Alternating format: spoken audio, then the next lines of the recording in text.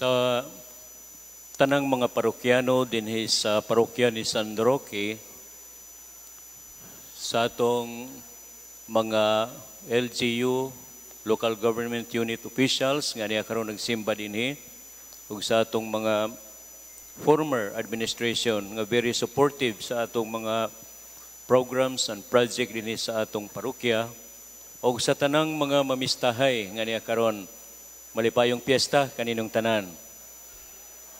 Happy Fiesta sa tanan. Ang pagkamatinud-anon sa usag-usa mohingpit sa kalambuan sa sinudong simbahan. Mao kini ang atong tema nining kapistahan karon. Makigsunan kagahapon o kagabi, first time ako nakapang-bispiras dinhi sa Cordoba. Labtan kami alas 10:30 sa gabi. First time.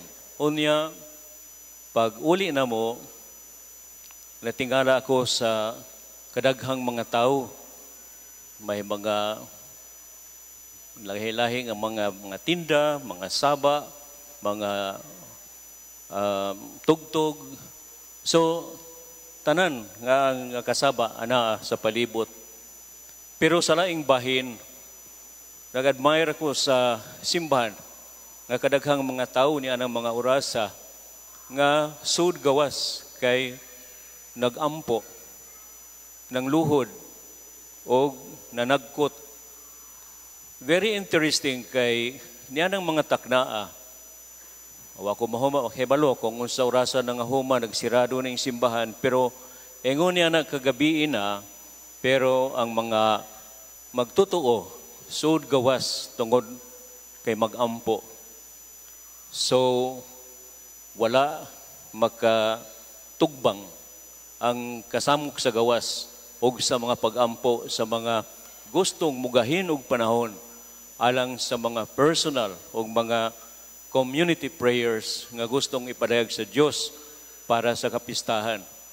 Og mao kana nga angay natong i-congratulate kining nanghitabo nga ang mga parokyano dinhi ug ang mga bisita ingon niya na ang mga nabati una sinati kung unsa kabililhon ang pagpasalamat sa Dios ug pagpahinungod sa giila nga patron nining maong parokya.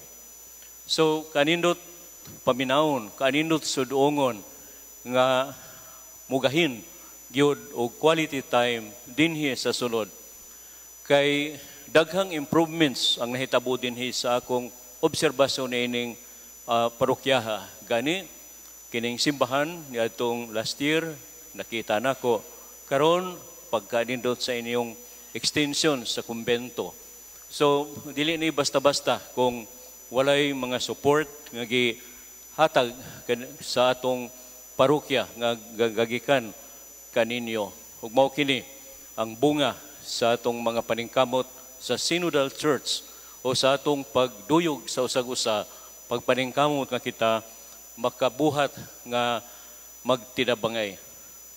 Mga kaigsunan, mintras na marandong ako sa mga butang nga gusto na akong ipaambit nining kapistahan. Usa sa mga misantop sa akong hunahuna, mao ang mga pangutana. Asa ka nagsugod kining mga panghunahuna ni San Roque nga nahimo man siyang sikat, nahimo man siyang famous, usa sa mga balaan sa atong simbahan. Kay kanang pagkaumol sa usa ka tawo ngadto sa pagkabalaan, doon na magyud na siya gigikanan. Ug ako naghuna-huna nga siguro ang iyang mga ginikanan dili man siguro ingon kabalaan kay San Roque, pero aduna sila yung mga gitisok nga mga binhi para si San Roque makasugod sa pagtubo diha sa ilang gitisok sa ilang anak. Og dinhi atong sigurong maparandungan kung unsa kining managtiayon ka faithful, ka magpamatinud-anon sa ilang pagkaasawa o bana nga di man kita mutuo nga wala sila'y conflict Dili kita maghunahuna nga wala sila mga pagbingkil-bingkil, pero nagpabilin sila nga magtiayon, nagpabilin sila nga banaw og asawa, o nagpabilin sila nga mahigugmaon sa Dios. Siguro kung dili pa kana mo'y gihuptan nila, siguro misulod na sila sa temptasyon, sa divorce, sa pag-separate kasama sa daghang mga nanghitabo sa mga pamilya o magtiayon sa una nga mga panahon o hangtod karon. O kanang sa ebanghelyo nga padayon ang mga pangutana kung pwede ba sa asawa, sa bana nga biyana nga asawa sa bisag unsang mga hinungdan, o ang baruganan ni Kristo o ang atong simbahan nagpabilin nga dili tungod kay sa sinugdan pa gihimo sa Dios ang tao, babae o lalaki, o kini gihiusa o kini bisag kinsa wala goy makapukan ni ini tungod kay iyahana sa Dios.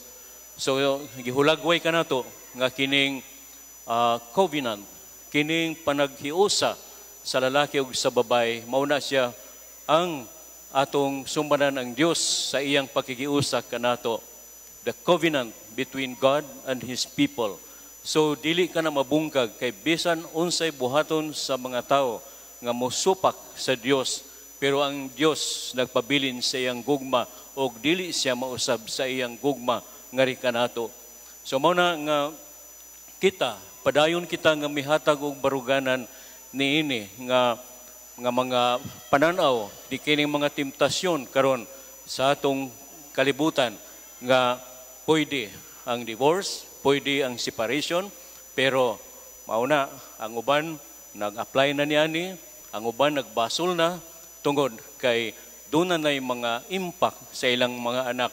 Ang mga anak dili na makaila sa ilang ginikanan tungod kay na nagbulag. Ang mga anak na disorient na sa kinabuhi tungod kay walay father figure, walay mother figure nga ilang sumbanan, kung dili tuwa sa ubang mga tao nagsunod unsay gitudlo sa ilang mga immediate nga mga tao nga gikahinagbo sa ilang kinabuhi. Mao kana ang daghang mga tao karon ang disoriented sa ilang kinabuhi.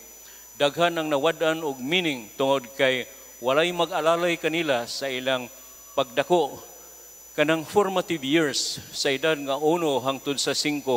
Importante na kaayo kay naa diha mutuhop ang sinugdanan sa formative years kanang pag-umol sa mga basic Christian values nga itudlo sa mga kabataan nga aron ilan ay kini daladalahon sa ilang kinabuhi.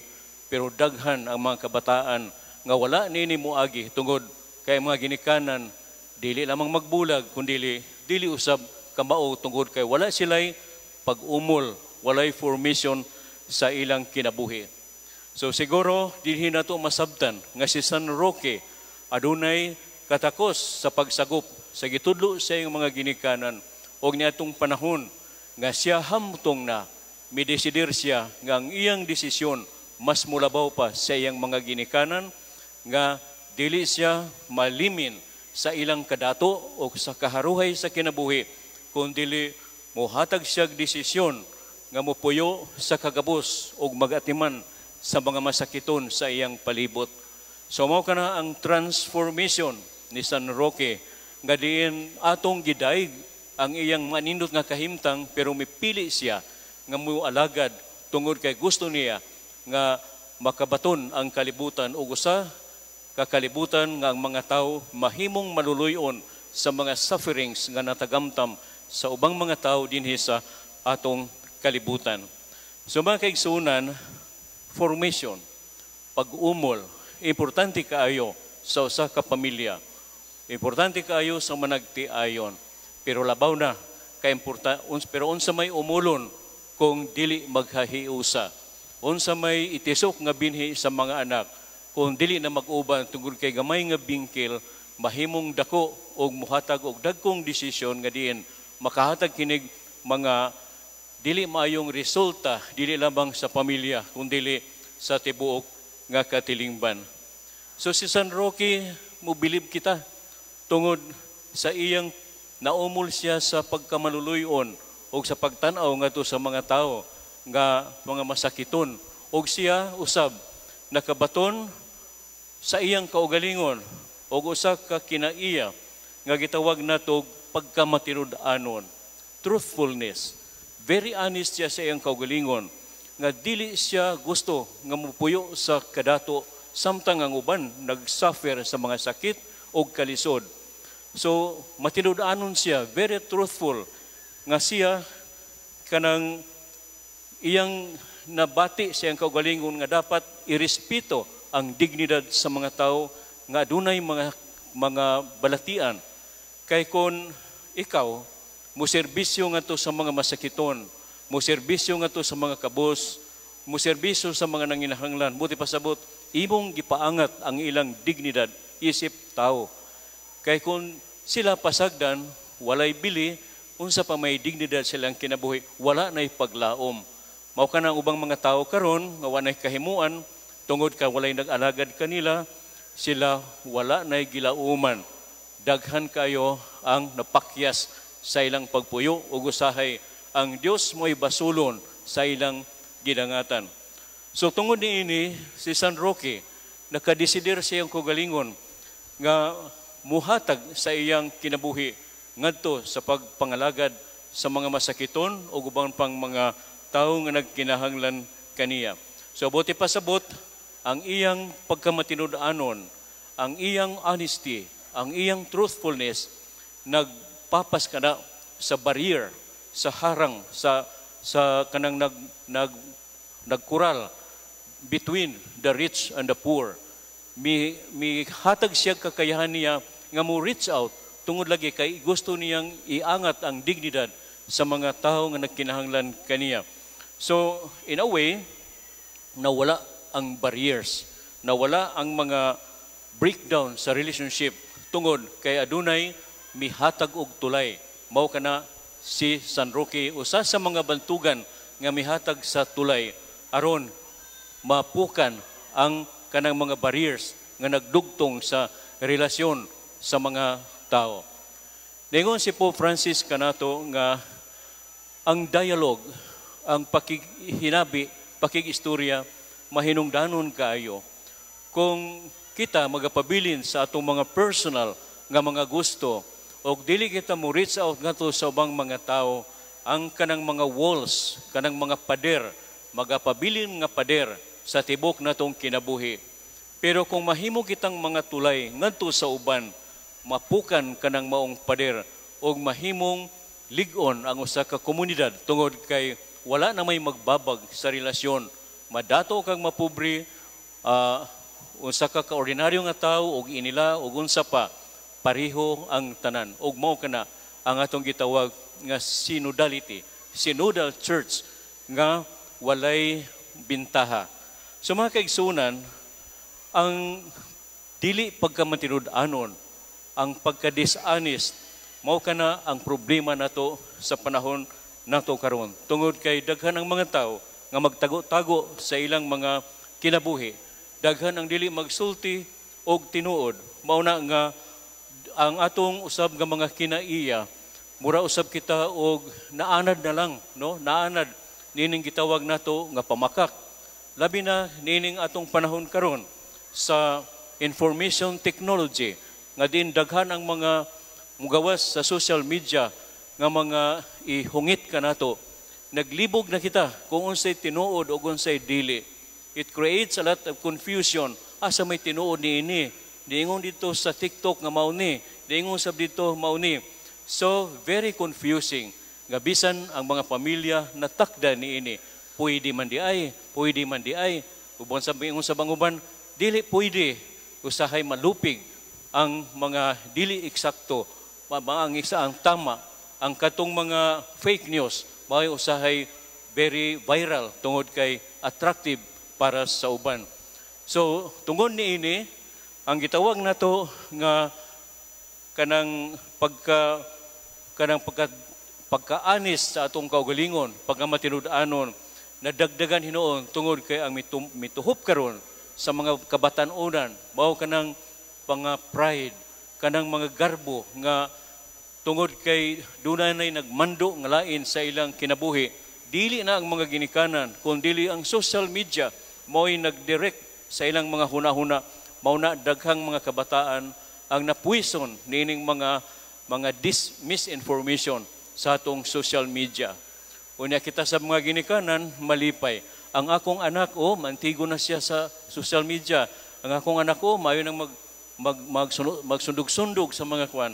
Pero wala kita kahibaw nga sila nanginhanglan unta sa atong panabang. So mga kaigsunan, si San Roque, kung unsa siya ka-relevant kaniadto nga tao nga mitabang sa uban, hangtod karon, he is relevant as he was before. Kung si San Roque epektibo kaniadto, mas karon siya mas gikinahanglan pa nato siyang sundugon sa iyang example, sa iyang kinaiya. Og dinhi sa parokya, sigurado ako nga daghan ang ikatabang ni San Roque kung atong sundon ang iyang mga pagtulunan. Kanang iyang mga hiyas, kanang mga example niya, giunsa niya pagtabang ang mga tao kaniadto sa iyang panahon. Siguro mo kini ang dakong hagit kanato dinhi mga parokyano o mga devoto ni San Roque.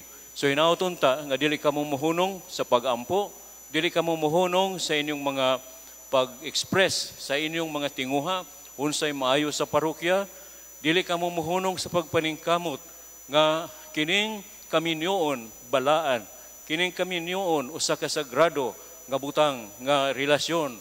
It is a covenant between man and woman nga dili kini kinahanglan, dili kini angay nga panamas-tamasan. So mao kini ang atong mga pag-ampo nining kapistahan o kinaoton ta nga kitang tanan nga nagkatipon katigom karon nga makadungog sa mga pipila ka mga pamalandong, hinaot nga makahatag usab kini gamay ka kalambuan sa atong panghunahuna, makahatag og transformation sa atong mga kasing-kasing aron kining pistaha dili lamang kini mulabay karong adlaw kundi sa sunod nga mga adlaw, sa maabot nga mga bulan o hangtod sa sulod nga kapistahan, doon na kita'y makita nga agi tungod kay mituhok ang atong pagtuo o ang mga pagtulunan sa atong patron. Amen.